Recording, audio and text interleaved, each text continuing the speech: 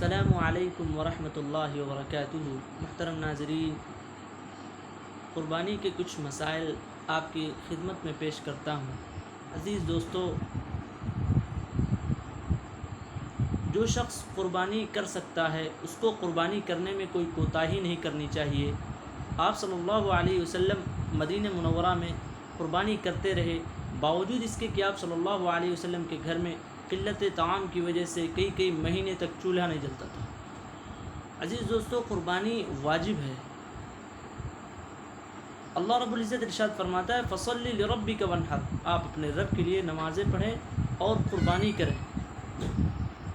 چنانچہ اس آیت میں امر یعنی حکم دیا جا رہا ہے، اور امر عموماً وجوب کے لیے ہوا کرتا ہے۔ اس سے معلوم ہوا کہ قربانی واجب ہے۔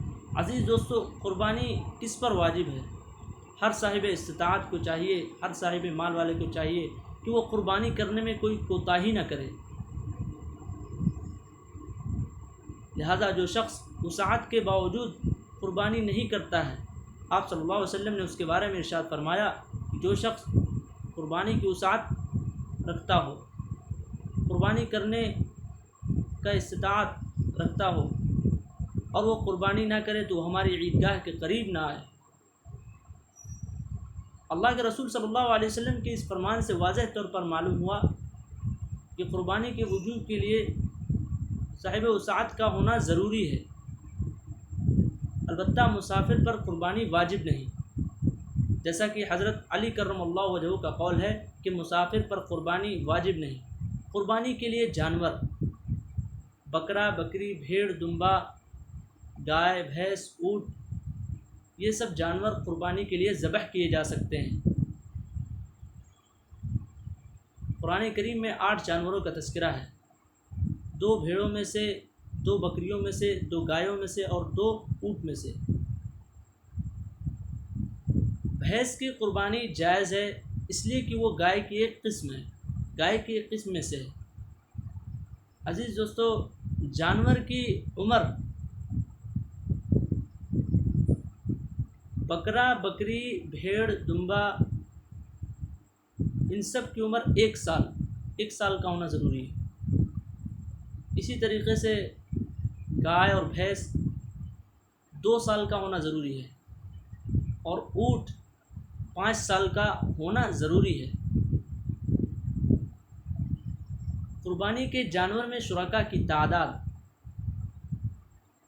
بکرا، بکری، بھیڑ،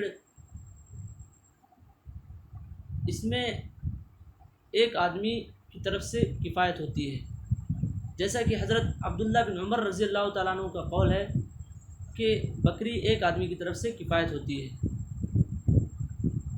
گائے، بھینس، اونٹ، یہ 7 آدمی اس میں شریک ہو سکتے ہیں، جیسا کہ حضرت جابر رضی اللہ تعالیٰ عنہ کا قول ہے کہ ہم حضور اکرم صلی اللہ علیہ وسلم کے ساتھ حج کا احرام بات کرنے کے لیے، تو آپ صلی اللہ علیہ وسلم نے ارشاد فرمایا کہ اونٹ اور گائے میں 7 آدمی شریک ہو جائیں۔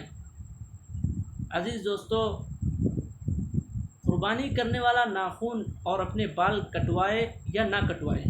حضرت سلمہ رضی اللہ تعالیٰ عنہ فرماتی ہیں کہ اللہ کے رسول صلی اللہ علیہ وسلم نے ارشاد فرمایا کہ جب ماہ ذی الحجہ کا مہینہ شروع ہو جائے تو جو تم میں سے قربانی کرنے کا ارادہ کرے اسے چاہیے کہ وہ اپنے بال اور ناخن نہ کٹوائے۔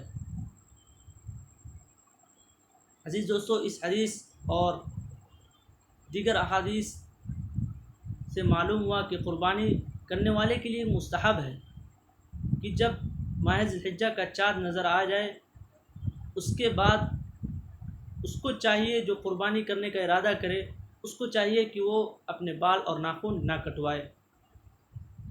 اخیر میں اللہ رب العزت سے دعا ہے کہ اللہ رب العزت ہمیں تو خالص اپنے لیے قربانی کرنے کی توفیق عطا فرمائے، اور کہنے سننے سے زیادہ عمل کرنے کی توفیق عطا فرمائے۔ والسلام علیکم ورحمۃ اللہ وبرکاتہ۔